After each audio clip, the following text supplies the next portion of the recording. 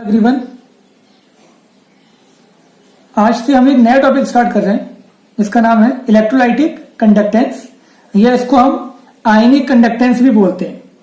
तो इसको समझने के लिए पहले हमें कुछ इससे रिलेटेड टर्म्स के बारे में पता होना चाहिए। जैसे सबसे पहले हम बात करने वाले हैं इसके अंदर रेजिस्टेंस। तो बेटा रेजिस्टेंस क्या होता है आप जानते हो, वो प्रॉपर्टी जो करंट को अपोज करती है उसको हम रेजिस्टेंस बोलते हैं। मेटेलिक वायर में जो करंट फ्लो होता है उसका जो अपोजिशन होता है उस प्रॉपर्टी को हम बोलते हैं रेजिस्टेंस। सेम रेजिस्टेंस आपका आता है इलेक्ट्रोलाइटिक कंडक्टर के अंदर, बट यहां पर जो रेजिस्टेंस है वो किसकी वजह से है? सोल्यूशन में हिंड्रेंस की वजह से। The hindrance provided by solution on the passage of current is called resistance. अब हम जानते हैं अगर हमें रेजिस्टेंस को मेजर करना है तो वो कैसे करा जाता है बेटा? वो करा जाता है ओम्स लॉ से। ओम्स लॉ क्या रहता है? V equal to I R, R equal to क्या हो जाएगा आपका? V upon I. ठीक है बेटा, V क्या है इसके अंदर? V है यहां पर potential difference in volt, I है current in ampere, R resistance in ohm. तो याद रखना इसके यूनिट क्या होते हैं? ओम्स। ये सिंबल है इसका और ओम्स की जगह हम पर सीमेंस भी यूज करते हैं। ठीक है बेटा, इतनी बात क्लियर। नेक्स्ट पेज पे आते हैं हम। अब देखो हम बात करने वाले हैं इसके अंदर, नेक्स्ट आपका था इसके बाद कंडक्टेंस। तो सुन लो ध्यान से, कंडक्टेंस क्या होता है बेटा? The reciprocal of electrical resistance is called conductance. अगर हम रेजिस्टेंस का रेसिप्रोकल लें तो उसको हम क्या बोलेंगे? Conductance. C equal to 1 upon R और इसकी यूनिट क्या हो जाएंगी? पर ओम्स या सीमेंस। या इसको हम ऐसे भी लिख देते हैं MHO, मो। रिवर्स कर दो ओम्स का तो वो मो हो जाएगा। क्लियर है बेटा? अब बात आती है आपकी स्पेसिफिक रेजिस्टेंस या इसका जो कॉमन नेम ज्यादा यूज होता है वो है रेजिस्टिविटी, रो। अब देखो बेटा रेजिस्टेंस क्या था? रेजिस्टेंस डायरेक्टली प्रोपोर्शनल था लेंथ के, इनवर्सली प्रोपोर्शनल था एरिया ऑफ क्रॉस सेक्शन के। तो जब हमने यहाँ पर प्रोपोर्शनलिटी का सिंबल हटाया, एक कांस्टेंट लगा दिया रो, जिसको हमने बोला resistivity. R equal to rho L by A, rho equal to R A by L। ठीक है बेटा, इतनी बात समझ में आ गई है। अब इसका मतलब समझो कि ये है क्या। अब देखो हमारे पास ये एक सेल है, ये सेल जो है यहाँ पर ये क्यूबिक फॉर्म में है और इसकी हर साइड कितनी है? 1 सेंटीमीटर। ये दो इलेक्ट्रोड्स हैं, इनके बीच का जो सेपरेशन है वो कितना है? 1 सेंटीमीटर है। इसका एरिया ऑफ क्रॉस सेक्शन कितना है बेटा? 1 सेंटीमीटर। अब ये डिस्टेंस 1 सेंटीमीटर, ये 1 सेंटीमीटर, तो एरिया ऑफ क्रॉस सेक्शन कितना हो गया इसका? 1 सेंटीमीटर। ए हो गया 1, तो यहां पर ए क्या हो गया आपका? ए हो गया 1 सेंटीमीटर। लेंथ बिटवीन या distance between electrode, distance between electrode कितना है आपका? 1 सेंटीमीटर। क्लियर है बेटा? तो देखो इसके अंदर ये, तो जो इसका वॉल्यूम होगा, मैंने इसी क्यूब के अंदर एक सोल्यूशन को फिल कर दिया, तो वो सोल्यूशन का वॉल्यूम कितना है बेटा? वॉल्यूम ऑफ इलेक्ट्रोलाइट कितना हो गया? 1 सेंटीमीटर क्यूब। अब समझो रेजिस्टिविटी का मतलब हुआ क्या। Resistivity is defined as resistance of conductor whose length is 1 centimetre and area of cross section is 1 centimetre square. बेटा समझ में आ गई तक बात? तो रेजिस्टिविटी वो रेजिस्टेंस है जब आपका लेंथ कितनी होगी? आपकी लेंथ है 1 सेंटीमीटर और एरिया ऑफ क्रॉस सेक्शन कितना है आपका? 1 सेंटीमीटर स्क्वायर। ये इसको सिंपल वे में आप ऐसे बोल सकते हो, देखो जब लेंथ 1 सेंटीमीटर है और area of cross section 1 centimetre square है तो बेटा वॉल्यूम कितना? 1 into 1 कितना हो गया? 1 सेंटीमीटर क्यूब। तो इसमें जो वॉल्यूम है, इसमें जो इलेक्ट्रोलाइट है इसका वॉल्यूम कितना है? 1 सेंटीमीटर क्यूब है। तो सुन लो ध्यान से, it is a resistance of, ये रेजिस्टिविटी की बात हो रही है, it is a resistance of 1 centimetre cube of electrolytic conductor. Electrolytic conductor का 1 सेंटीमीटर क्यूब इलेक्ट्रोलाइटिक कंडक्टर का जो रेजिस्टेंस होगा उसे हम क्या बोलेंगे? रेजिस्टिविटी। बेटा बात समझ में आ गई होगी? नहीं आया तो दोबारा सुनना। इसका यूनिट क्या था? इसका था ओम्स, इसका सेंटीमीटर स्क्वायर, इसका सेंटीमीटर। मीटर ऐसा यूनिट मीटर है, लेकिन सेल छोटे होते हैं इसलिए हम यहाँ पर सेंटीमीटर में बात करते हैं। अगर मीटर भी हो तो कोई बात नहीं। सेंटीमीटर स्क्वायर अपॉन सेंटीमीटर, तो यूनिट क्या आ गया बेटा? इसका यूनिट आपका आ गया ओम सेंटीमीटर। ओम को क्या ले सकते हैं हम? ओम्स को हम लिख सकते हैं पर सीमेंस सेंटीमीटर। बेटा क्लियर। नेक्स्ट हम बात करने वाले हैं इसके अंदर अब क्या, स्पेसिफिक कंडक्टेंस और कंडक्टिविटी। सेम चीज, बिल्कुल बिल्कुल सेम हमने क्या देखा था। अब ध्यान से देखो इस चीज को आप, तो देखें बेटा आप, the reciprocal of resistivity is known as conductivity. जैसे कंडक्टेंस क्या था, रेजिस्टेंस का रेसिप्रोकल, ऐसी कंडक्टिविटी कप्पा, इसको कप्पा बोलते हैं, अजीब सा क्या होता है एक, तो ये कप्पा क्या है आपका, इनवर्स ऑफ रेजिस्टिविटी। रेजिस्टिविटी क्या था बेटा, ये आपका हो जाएगा R L by A, 1/r L by A, 1/r क्या था, सी था, के इज इक्वल टू सी। अब वही चीज अगर मेरे पास 1 सेंटीमीटर इसकी डिस्टेंस है, 1 सेंटीमीटर क्यूब इसका एरिया है, तो ये भी 1 हो गया, ये भी 1 हो गया, तो कंडक्टिविटी क्या हो गया बेटा, तो conductivity is equal to the conductance when distance between electrode is 1 centimetre and area of cross section is 1 centimetre square. ठीक है बेटा, ये लिखा हुआ है, पढ़ लेना इसको। और फिर इसका दूसरा मतलब, इट में ऑल्सो भी डिफाइंड एज कंडक्टेंस ऑफ, इस क्यूब के अंदर, इस क्यूबिक सेल के अंदर कितना इलेक्ट्रोलाइट आएगा, इसके अंदर जो इलेक्ट्रोलाइट आएगा वो कितना होगा बेटा, 1 सेंटीमीटर क्यूब। तो 1 सेंटीमीटर क्यूब सोल्यूशन का जो रेजिस्टेंस होगा उसको हम रेजिस्टिविटी बोलेंगे, और 1 सेंटीमीटर क्यूब सोल्यूशन का जो कंडक्टेंस होगा उसको हम कंडक्टिविटी बोलेंगे। ठीक है बेटा, कंडक्टिविटी क्या था, 1/रो, रो का यूनिट क्या था आपका, रो का यूनिट था आपका ओम सेंटीमीटर, तो इसका क्या हो जाएगा पर ओम पर सेंटीमीटर, या सीमेंस पर सेंटीमीटर। इतनी बात समझ में आ गई, बिल्कुल सिंपल सी बात थी। अब आगे बढ़ते हैं हम। मोलर कंडक्टिविटी बहुत इंपॉर्टेंट है, समझो। अब ये कोई सेल है, ठीक है बेटा, अब इसका जो हमने यहाँ पर लेंथ लिया हुआ है वो 20 सेंटीमीटर है, पहले 1 था ना, इसका ये आपका 20 सेंटीमीटर क्यूब का, 20 सेंटीमीटर लेंथ का एक क्यूब है। अब सुनो ध्यान से करिए, यहाँ हमने सोल्यूशन डाल दिया, सोल्यूशन कितना है, सोल्यूशन का वॉल्यूम कितना है बेटा, 20 सेंटीमीटर क्यूब। अब कहा जा रहा है कि इसका 20 सेंटीमीटर क्यूब की कंडक्टिविटी कितनी होगी, तो 1 सेंटीमीटर क्यूब की कंडक्टिविटी कितनी थी, वो कितनी थी, वो थी आपकी कप्पा। ठीक है बेटा, तो 1 सेंटीमीटर क्यूब वॉल्यूम की जो कंडक्टिविटी होती है, जो उसकी कंडक्टिंग पावर होती है, उसको हम कंडक्टिविटी या स्पेसिफिक कंडक्टेंस बोलते हैं। अब अगर वही आपका 2 सेंटीमीटर है, 3 सेंटीमीटर है, 4 सेंटीमीटर है या 20 सेंटीमीटर है, तो उसको हम मोलर कंडक्टिविटी बोलते हैं। बेटा सुन लो ध्यान से, 1 सेंटीमीटर क्यूब सोल्यूशन की जो कंडक्टिंग पावर है वो कंडक्टिविटी है। अब मुझे अगर बहुत सारे वॉल्यूम का निकालना है, मुझे वॉल्यूम पता है, अगर वॉल्यूम सपोज आपका 10 सेंटीमीटर क्यूब है, तो मैं 1 सेंटीमीटर क्यूब की मुझे पता है, इसको 10 से मल्टीप्लाई कर दो तो आपका आंसर क्या आ गया, लैम्डा इज इक्वल टू के, यानी कि conductivity of 1 centimetre cube into given volume. ठीक है बेटा, इतनी बात क्लियर। अब देखो जरा ध्यान से, ये कहता है आपका लैम्डा इज इक्वल टू के इंटू 20 सेंटीमीटर। हम जानते हैं 1 ml बराबर 1 सेंटीमीटर के होता है, 1 सेंटीमीटर क्यूब का मतलब ही क्या है, 1 ml। अब यहाँ पर बात आई थी मोलर की, तो मोलर से रिलेटेड टर्म एक ही होता है, मोलरिटी। तो मोलरिटी क्या होता है बेटा, मोलरिटी था आपका mole into 1000 upon volume of solution in ml। अगर वॉल्यूम लीटर में होता बेटा, अगर वॉल्यूम लीटर में होता तो ये 1000 से मल्टीप्लाई नहीं करते, बट हमें वॉल्यूम किस में लेना है, सेंटीमीटर क्यूब या ml में लेना है। और आपको बोला गया, ये कहता है आपका it is defined as the conductance of all the ion produce from 1 mole of electrolyte dissolve in 20 centimetre cube of solution. ठीक है बेटा, दोबारा देख लो, it is defined as the conductance of all the ions produce from 1 mole of electrolyte dissolve in 20 centimetre cube of solution. ठीक है बेटा, तो आप मोल कितना है 1, तो यहाँ रखो 1, तो 20 सेंटीमीटर क्यूब क्या हो गया 1000/m। अब 20 सेंटीमीटर क्यूब की जगह ये रख दिया, तो ये आपका आ गया इसका फॉर्मूला, इंपॉर्टेंट फॉर्मूला है, lambda m is equal to kappa into 1000 upon molarity. अब देखो इसका यूनिट क्या था बेटा, यूनिट था आपका कंडक्टिविटी का क्या था, सीमेंस पर सेंटीमीटर स्क्वायर, मोलैरिटी का क्या था, मोल पर सेंटीमीटर क्यूब। ठीक है बेटा, सेंटीमीटर क्यूब ऊपर गया, ये पॉजिटिव हो गया, तो +3 -1 कितना बचा, +2, तो सीमेंस सेंटीमीटर स्क्वायर पर मोल। ठीक है बेटा, सीमेंस की जगह आप ये भी लिख सकते थे आप सेंटीमीटर स्क्वायर पर ओम पर मोल। ठीक है बेटा।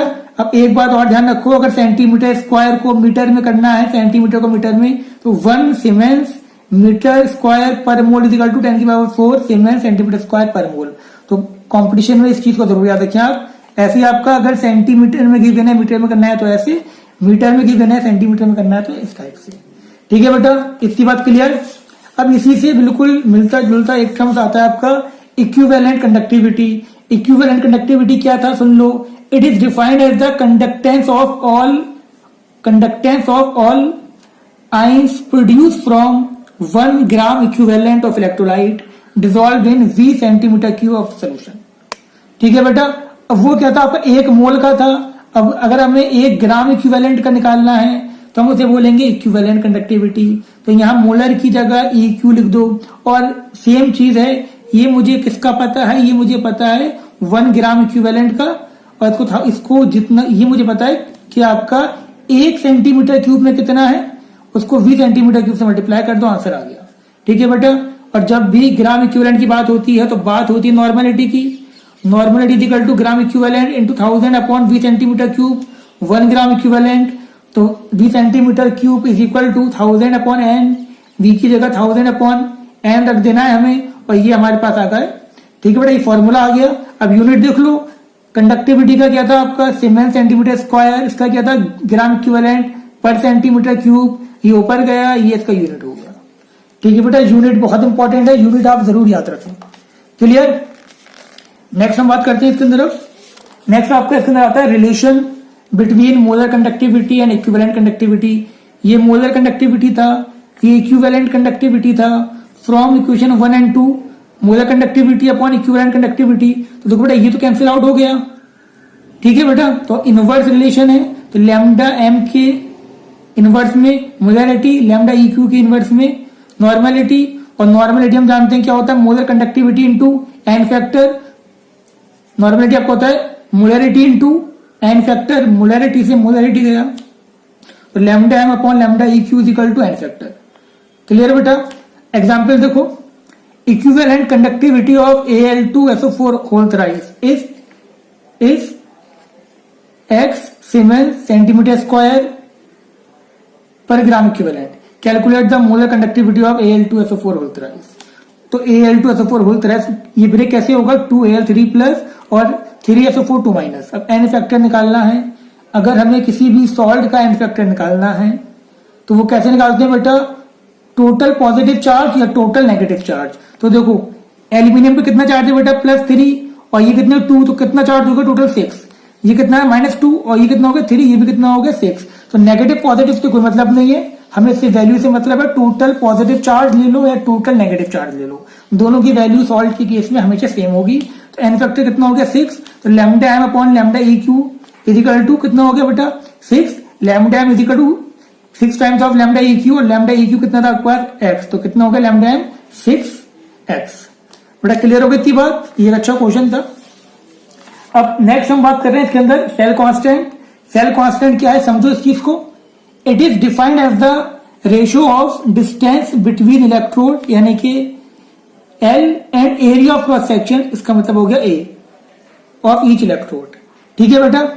अब देखो ध्यान से इधर, ये इसको रिप्रेजेंट करते हैं G से, G is equal to L/A। ठीक है। It is constant, it is a constant value for a cell. ये एक सेल के लिए हमेशा कांस्टेंट रहेगा। उसमें इलेक्ट्रोलाइट कुछ भी डालो, कुछ भी निकालो, कंसंट्रेशन बढ़ाओ या घटाओ, लेकिन ये हमेशा कांस्टेंट रहेगा। ठीक है बेटा। अब देखो we know that resistance is equal to this, ये रेजिस्टेंस है। तो L/A क्या हो गया R/ρ, और ये G क्या था L/A। तो देखो L/A की जगह क्या रख दिया हमने R/ρ, और 1/ρ क्या था बेटा कंडक्टिविटी था। तो ये सबसे इंपॉर्टेंट फॉर्मूला है G का, G is equal to R into conductivity. R क्या था हमारा, R हमारा था 1/R को लिख सकते हैं 1 कंडक्टेंस, तो 1/C इंटू कप्पा। ये कुछ फॉर्मूले हैं जो L/A से ड्राइव हो सकते हैं आराम से। L/A, ये हमने L/A की जगह क्या रख दिया R/ρ, और 1/ρ की जगह क्या रख दिया, हमें पता है 1/ρ क्या होता है कंडक्टिविटी। तो G is equal to R into K, R into kappa.